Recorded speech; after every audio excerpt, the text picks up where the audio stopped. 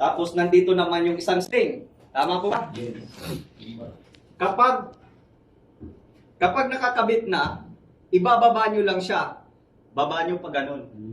Umabot doon, sakto, di ba? Yes. Yung isa naman, Baba. lagay mo.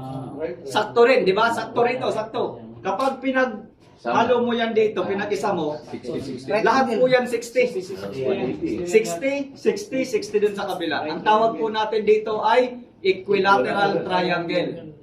Ganun lang po, wala nang protractor na kailangan. At kapag ganito, Wala na marites.